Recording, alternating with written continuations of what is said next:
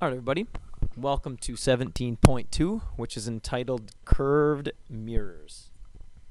We're going to be talking about curved mirrors today, both concave mirrors and convex mirrors.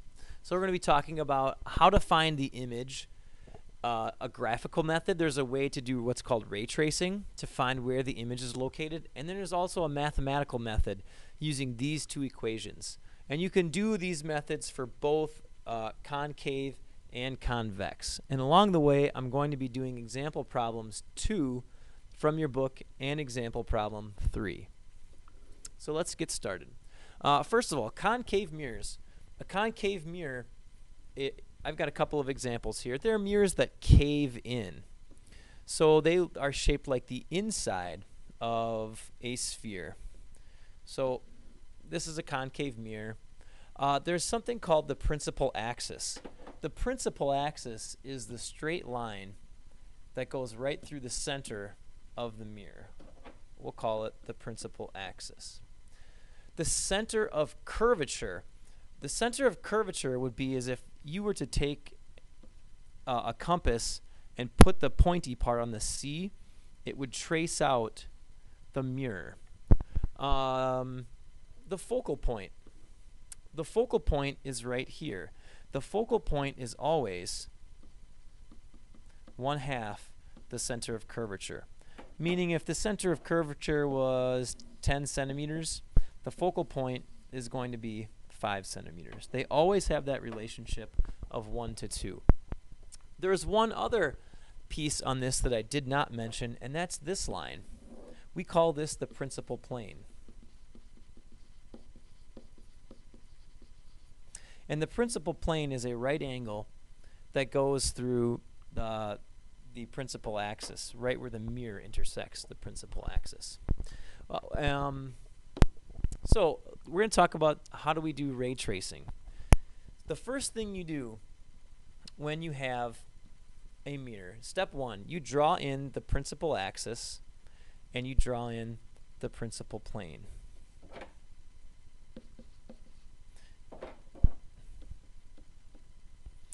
And then I'm going to just pretend that my center is right here and my focal point is right there. Now, it depends where your object is.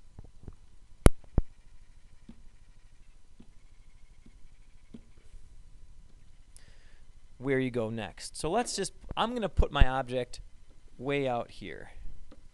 We give it an arrow so I know which way is up. So the first thing I'm going to do, it says draw ray 1, and I'm going to draw ray 1 will come in parallel to the principal axis, and it goes, you stop it at the principal plane, and it's going to reflect through the focal point. Step 4, draw ray 2 from the top of the object to the intersection of the principal axis and the principal plane. And then that's going to reflect off at the same height. So what I'm going to do, I can do this because I have a smartboard. I'm just going to drag my object down here, and I'm going to reflect it off. So now it's going to, I made that angle the exact same. So my image is formed where the rays cross. It says that reflected rays in step 6, they're going to cross, they're going to be parallel, divergent. Well, in this case, they're crossing. So my image is located right here. Now, had I had a different scenario, what if I was on the center of curvature? So like, what if I was standing on the center? I wonder what it would look like then. First ray comes in, goes through the focus, second ray comes down. I want to reflect it off at the same angle.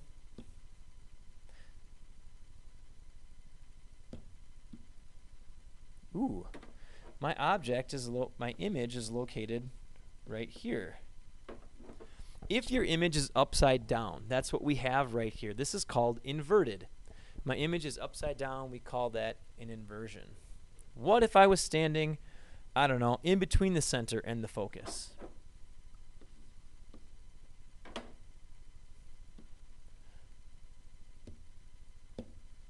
First ray comes in, goes through the focus. The second ray comes down, reflects off at the same angle. Whoa.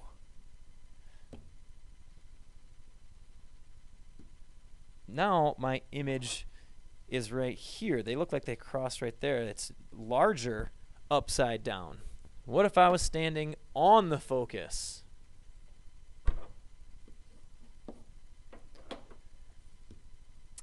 First ray comes in to the principal plane, goes through the focus. This one goes here, comes down at the same angle. I get no image. In this case, I get no image. And then lastly, what if I was standing in between the focus and the actual mirror?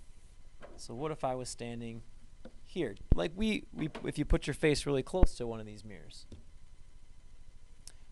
Ray 1 comes in and it goes down through the focus. Ray 2 comes down, and what I'm going to do is I have to bring this down here. So this goes like that. So what I'm going to have to do now, these rays are divergent. If you looked at step 6, it says sometimes the image is divergent.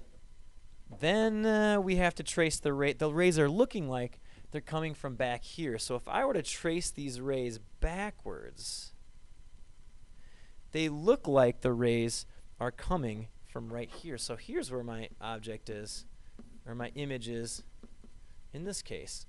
It's upright. Now this is a virtual image. If the rays don't actually cross, it's virtual. So here, this is a real image. These rays are actually crossing. This here, there is no image. Going back up to this one's going to be a real image. And this one's also going to be a real image. This one is inverted.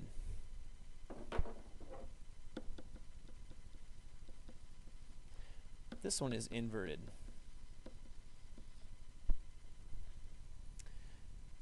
This is also inverted.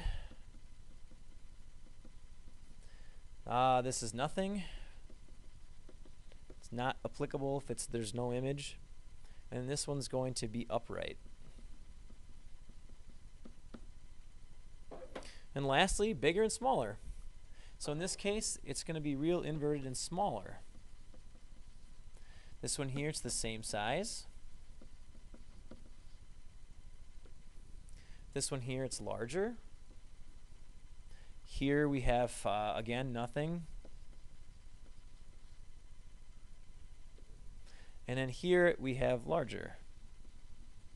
So it really depends where you are with respect to a concave mirror to figure out where the image is. And this is called ray tracing. We can use this to figure out where things are.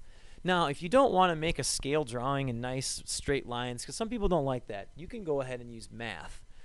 These are two equations. This is the lens and mirror equation, because this exact same equation we're going to see next chapter too. 1 over the focal length is equal to 1 over the distance to the image plus 1 over the distance to the object. Now, if you've got a concave mirror, this is positive. If you've got a convex mirror, the focal length is negative. Now, this is something that people mix up a lot. Watch out, Harry Potter. Now, the distance to your object is always positive. The distance to your image, though, could be. Now, if it's positive, it's a real image. If it's negative, it's a virtual image. So the positives and negatives tell you everything that you need to know. And just like that, if you look down here at the next equation, the magnification equation, if the magnification is negative, that means it's inverted.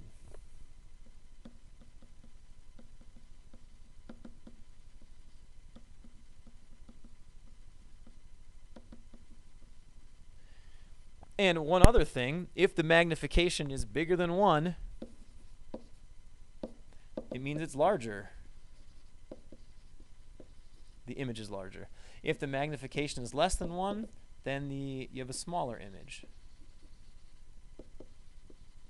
If your magnification equals 1, that's the case where you were standing on the center of curvature and you have the exact same size image. Now, so we can either draw pictures or do math.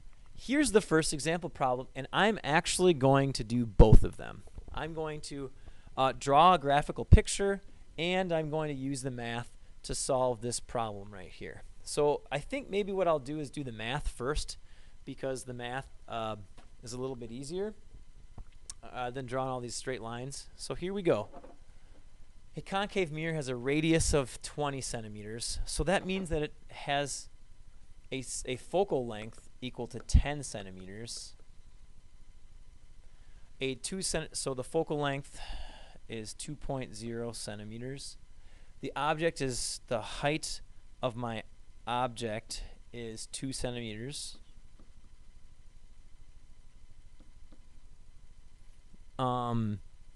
And the distance that my object is away is 30 centimeters.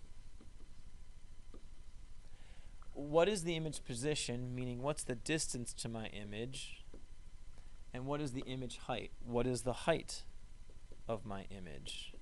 So first of all, I'm going to do this. So I'm going to say 1 over f, 1 over dO, plus 1 over di. So just plug my numbers in. F is 10, dO is 30, and then solve it for di. So 1 over 10 equals 1 over 30 plus 1 over di. So here's how I do this. I'm going to make a common denominator. Instead of 1/30th, I'm going to say it's 3/30ths. So 3/30ths minus 1/30th is 2/30ths. That equals 1 over di. And then what I'm going to do is I'm going to flip both of these. So I get di over 1 is equal to 30 over 20, meaning that di equals 15. So the distance to my image is 15.0 centimeters. That means something. If my distance is positive, that means that it's real.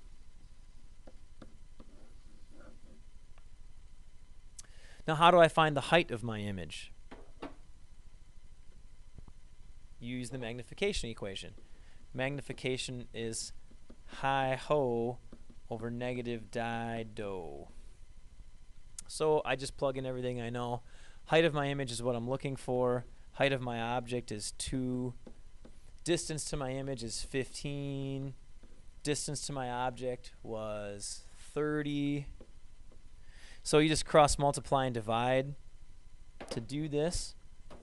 Negative 15 times 2 is negative 30 equals 30 hi. So hi is equal to negative 1. So the height of my image is negative 1 centimeters, which means it's inverted. So from the math, I know a lot of stuff about my problem. I know that it's a real image, and I also know that it's inverted. And the magnification, they don't ask for it, but I can tell you what it is. It's just negative 1/2. So that means it's smaller by a factor of 2. So it's half as large. I know exactly where it is. It's 15 centimeters from the mirror. Now, this is going to be continued in video number 2. This will be continued in video number 2. So I'm going to continue this in the next one, where I will do the actual graphical to see that the numbers actually will work.